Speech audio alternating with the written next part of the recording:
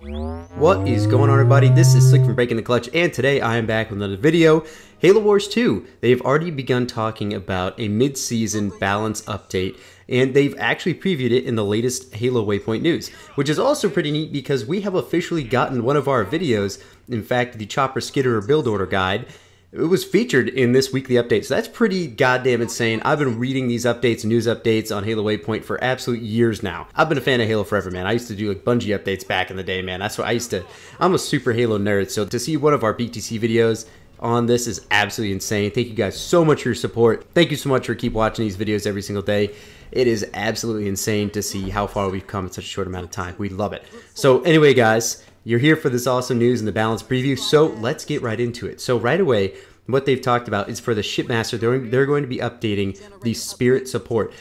Spirit support is something that drops down a couple different units for Shipmaster. In particular, there was a level 3 Veterancy Hunter. Now that thing is absolutely insane when it drops against Jackrabbits in particular. Say, I think they can one-shot Jackrabbits that are unupgraded.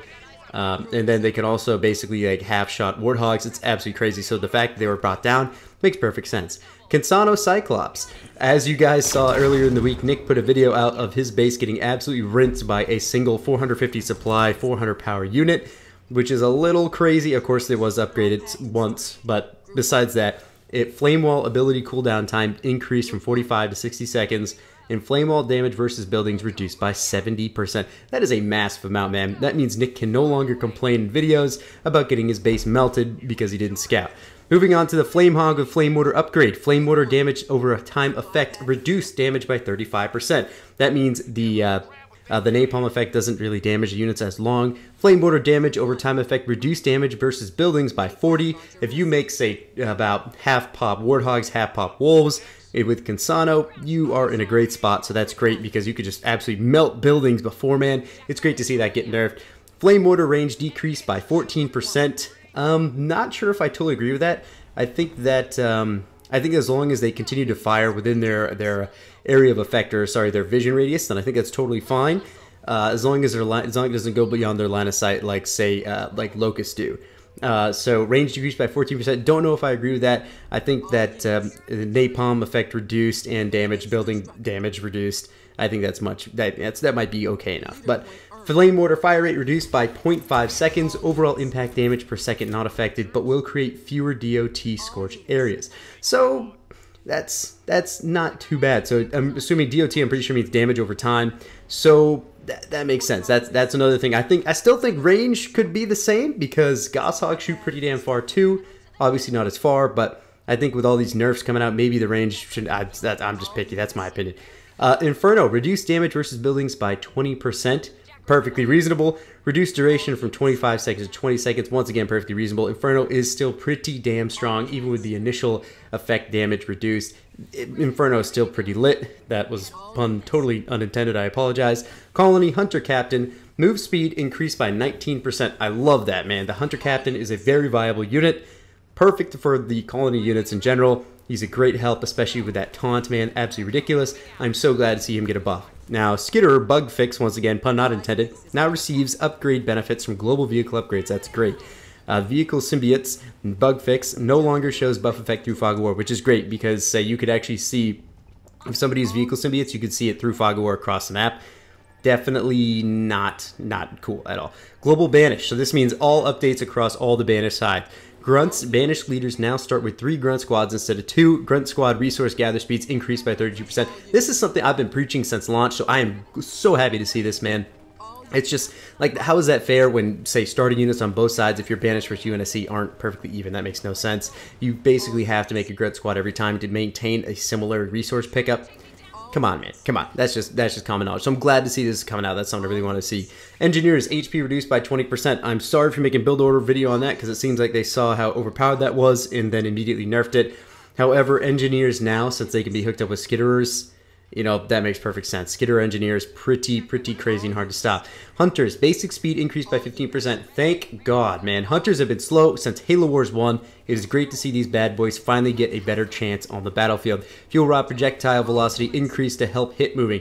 Thank you once again, man. Without the beam, if you're just shooting, say if you had a couple warthogs, you could literally strafe by just say hitting X on say two opposite sides. Like say if you're good at micro, you generally speaking can actually dodge these pretty easily, making hunters kind of they're just, especially since they're faster now too, that's going to be great to see. Say hunters are way more viable. Brute Chopper, move speed increased by 11%. This is most certainly to put up with Marines and Marine grenades. Explosive rounds upgrade now also increases damage by 15%.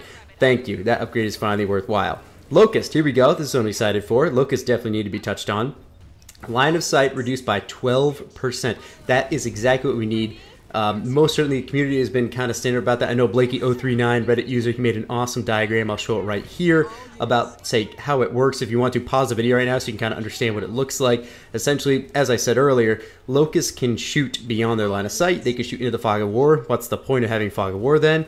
And then also, Locust cost increased from 250, 175 to 300 supply, 200 power. Much better. Much, much better, man. If you are in a 1v1 against any kind of banished player, especially Shipmaster, especially with that teleport, man, if you get beyond the 10-minute mark, Locusts are going to be all over the place, and it is so hard to stop. So I love to see a lot of tinkering with that. And then moving on to the Wraith, the Scorch projectile initial damage reduced by 50%. I think Wraiths still don't need to be touched, man. I think Wraiths are great. They're hard to get anyway. So if you're at that point in the game is heating up literally. So it's definitely okay to keep the Scorch projectile, I think, the way it was. But, you know, we'll see how it plays out. Global UNSC, we got the Jackrabbit. Basic damage per second increased by 15%. Drone delay before healing reduced from 10 seconds to 7 seconds. Thank you, man. At 4 seconds, it was too fast. At 10 seconds, it was damn slow. There might even been 3 seconds. Someone can correct me in the comments. But now moving at 10 seconds perfectly in the middle, that makes perfect sense. Sometimes you have to go too far or too little before you can get it just right. So that's totally fine. I'm also, I'm kind of happy to see the damage per second increase by that. I think Creative Assembly and 343 have this spot where they want the Jackrabbit to be, and they haven't been able to hit the nail on the head and keep it where they want it to be as they're moving all the other things and balancing everything out. So it's great to see that they're kind of still pushing, even though the entire community of Halo Wars is going to riot, trying to bring the Jackrabbit back up to a more viable position for UNSC early game. Because I mean, if you think about it, I'm sorry I'm still ranting about this, but if you think about it, say Marine Flame is the only strong, like consistently strong opener for UNSC right now. What they want to do is have it so UNSC can have multiple options for openers across the board. So that is great. For Scorpions, HP increased by 10%. Thank you. Cannon DPS increased by 10%. Thank you. Bug fix unit ability canister shell now fires almost instantly. Thank fucking Jesus.